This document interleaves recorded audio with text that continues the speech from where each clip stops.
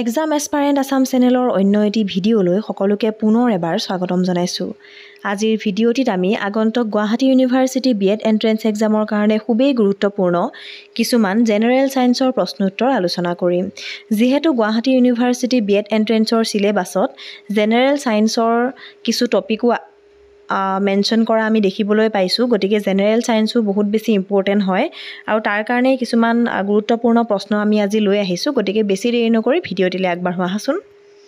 Question number 1ত সুধিছে, which gas is popularly known as লাফিং গেছ? কোনটো গেছক লাফিং গেছ হিচাপেও জনা যায়, যিটো গেছ দিয়াৰ পিছত মানুহে হাঁহিবলৈ ধৰে বা সেইকাৰণেই কয় লাফিং গেছ বুলি। গেছটোৰ নাম কি?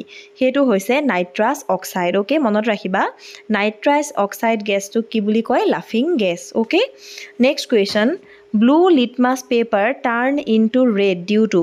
চ' ব্লু কালাৰ লিটমাছ পেপাৰ এখন ৰেড কালাৰলৈ টাৰ্ণ বা ৰেড কালাৰ হৈ যাব কেতিয়া? যেতিয়া লিটমাছ পেপাৰত এচিড দিয়া হ'ব তেতিয়া সেইখন ৰেড কালাৰলৈ ৰূপান্তৰিত হ'ব। অ'কে, চ' সেইটো মনত ৰাখিবা, ব্লু কালাৰ লিটমাছ কেতিয়া ৰেড হ'ব? যেতিয়া তাত এচিড দিয়া হ'ব। Okay, next question, light takes days minutes days seconds to reach from sun to earth. So' পোহৰে সূৰ্যৰ পৰা পৃথিৱীলৈ পোহৰ আহি পাওঁতে কিমান সময় দৰকাৰ বা কিমান সময় লাগে? উত্তৰ হৈছে 8 minutes 19 seconds। অ'কে, চ' 8 মিনিট 19 ছেকেণ্ডত কি হয়? সূৰ্যৰ পৰা পৃথিৱীলৈ পোহৰ আহি পায়। ইম্পৰ্টেণ্ট প্ৰশ্ন হয়, আহি যাব পাৰে। Next question, what is the SI unit of electric current? Electric কাৰেণ্টৰ SI ইউনিট কি হয়? মই আগৰ জেনেৰেল ছায়েন্সৰ ভিডিঅ'টিত কৈছিলোঁৱেই যে SI এককসমূহ খুবেই গুৰুত্বপূৰ্ণ, বিকজ SI এককৰ বিষয়ে প্ৰশ্ন আগতেও আহিছে BEd এণ্ট্ৰেন্স এক্সামত, গতিকে এইবাৰো আহিব পাৰে, খুবেই চান্স আছে। গতিকে SI ইউনিটসমূহ আমি চাব লাগিব। এতিয়া আমাৰ প্ৰশ্নটোত সুধিছে যে ইলেক্ট্ৰিক কাৰেণ্টৰ SI একক কি হয়? উত্তৰ হৈছে এম্পিয়াৰ। মনত ৰাখিবা, এম্পিয়াৰ হৈছে ইলেক্ট্ৰিক কাৰেণ্টৰ SI একক। অ'কে, নেক্সট কুৱেশ্যনলৈ যাওঁ। Question number 5, vinegar contains 10% of. So' ভিনেগাৰত 10% কি থাকে? আনচাৰ হৈছে এচিটিক এচিড। অ'কে, চ' ভিনেগাৰত কি থাকে? এচিটিক এচিড থাকে। Next question, which gas is called stranger gas? Important question হয়, কোনবিধ গেছক ষ্ট্ৰেঞ্জাৰ গেছ বুলিও জনা যায়? আৰু আনচাৰটো হৈছে জেনন। অ'কে, চ' জেনন গেছক কি বুলি কোৱা হয়? ষ্ট্ৰেঞ্জাৰ গেছ বুলিও কোৱা হয়। Question number 7, study of insects is called. পোক পতংগৰ বিষয়ে অধ্যয়ন কৰা কি বুলি কোৱা হয়?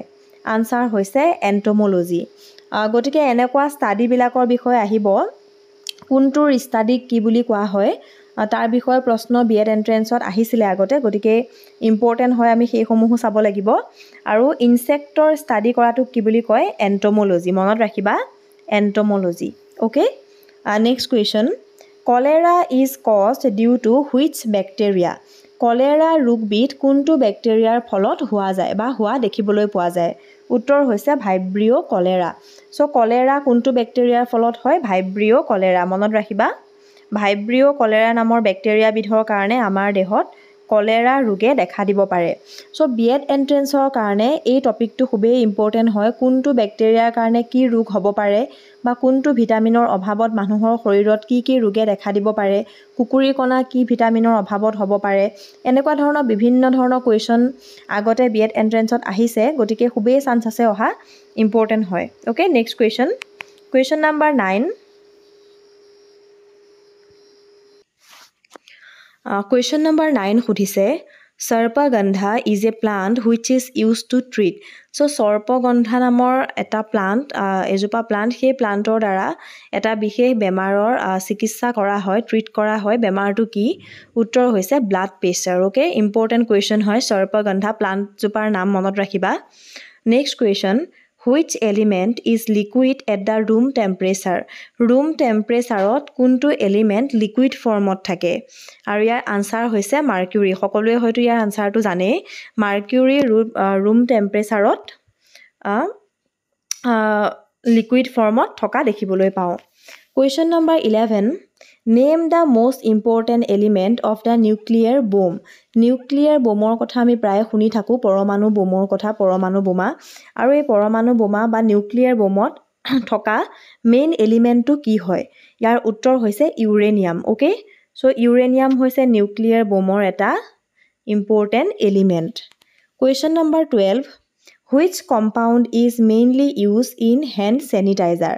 আমি সকলোৱে হয়তো hand sanitizer ইউজ কৰোঁ এতিয়া এই hand sanitizerত মেইনলি কি বস্তু থাকে বা কি কম্পাউণ্ড থাকে উত্তৰ হৈছে এলকহল মনত ৰাখিবা আহিব পাৰে এই কুৱেশ্যনটি hand sanitizerত মেইনলি কি থাকে alcohol okay next question number 13 radar is used for so আমি সকলোৱে হয়তো শুনি থাকোঁ ৰাডাৰৰ কথা এই ৰাডাৰটো কি কামত ইউজ হয় উত্তৰ হৈছে detecting and locating the position of object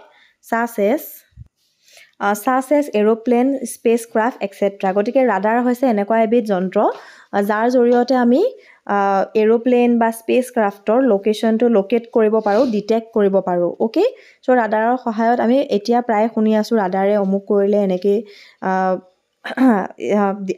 detect কৰিলে ড্ৰোন ডিটেক্ট কৰিলে এৰোপ্লেন ডিটেক্ট এনেকৈ আমি শুনি আছোঁ গতিকে ৰাডাৰৰ কাম হৈছে স্পেচক্ৰাফ্ট এৰোপ্লেন আদি ডিটেক্ট কৰা নেক্সট কুৱেশ্যন ডেছ এণ্ড ডেছ gases are helpful for ripening of raw' fruits important question হয় যে দুবিধ গেছৰ দ্বাৰা কি কৰা হয় কেঁচা ফল এটা পকোৱা হয় বা ফলবোৰ কোন দুবিধ গেছৰ কাৰণে পকে আনচাৰ হৈছে এথিলিন এণ্ড এচিটালিন ওকে চ' এই দুটা গেছৰ কাৰণে কি হয় ফল মূল পকাব পাৰি এই দুটা গেছৰ সহায়ত কুৱেশ্যন নম্বৰ 15 এণ্ড আজিৰ ভিডিঅ'টিৰ শেষৰটি প্ৰশ্ন Which disease is caused due to lack of blood in the human body? মানুহৰ শৰীৰত তেজৰ যেতিয়া মাত্ৰা কমি যায় তেতিয়াহ'লে কি ৰোগে দেখা দিব পাৰে উত্তৰ হৈছে এনিমিয়া ওকে এনিমিয়া হৈছে এনেকুৱা এবিধ ৰোগ যাৰ যিটো মানুহৰ শৰীৰত তেজ কমি গ'লে দেখা দিব পাৰে গতিকে ইম্পৰ্টেণ্ট কুৱেশ্যন হয় ইতিমধ্যে মই কৈছোঁৱেই যে SI এককসমূহ আহিব পাৰে লগতে কোনটো ভিটামিনৰ অভাৱত বা কোনটো বেক্টেৰিয়াৰ ফলত কি ৰোগ হয় কি ভিটামিনৰ অভাৱ হ'লে কি ৰোগ সৃষ্টি হয় সেই সম্বন্ধে বিভিন্ন কুৱেশ্যন অহা আমি আগতেও দেখিবলৈ পাইছোঁ গতিকে সেইখিনি আমি জেনেৰেল ছায়েন্সৰ ভালকৈ চাব লাগিব আৰু বৰ্তমান বিএড এন্ট্ৰেন্সৰ কুৱেশ্যন পেপাৰৰ লেভেলটো যথেষ্ট টাফ হয় গতিকে আমি অকণমান ডিটেইল ষ্টাডি কৰিব লাগিব প্ৰতিটো টপিকৰ ওপৰতে আগতেও মই GSৰ বহুতখিনি ভিডিঅ' দিছোঁ তাত কিছুমান ডিটেইলছত আলোচনা কৰা হৈ আছে লগতে এইবাৰ বিএড এন্ট্ৰেন্সৰ কাৰণেও জেনেৰেল ছায়েন্সৰ লগতে বাকী যিখিনি আমাৰ জেনেৰেল নলেজৰ প্ৰশ্নোত্তৰো আমি লৈ আহিম গতিকে আমাৰ চেনেলৰ লগত জড়িত হৈ থাকিব গতিকে আজিৰ ভিডিঅ'টিত ইমানখিনিয়ে আছিল যদি চাই ভাল লাগিল লাইক এটা কৰি দিবা লগৰ বন্ধুবৰ্গলৈ শ্বেয়াৰ কৰি দিব আৰু আমাৰ চেনেলত যদি আজি প্ৰথমবাৰৰ কাৰণে আহিছে তেনেহ'লে প্লিজ চেনেলটো ছাবস্ক্ৰাইব কৰি দিব আৰু কাষত থকা বেল আইকনটি প্ৰেছ কৰি দিব থেংক ইউ সো মাচ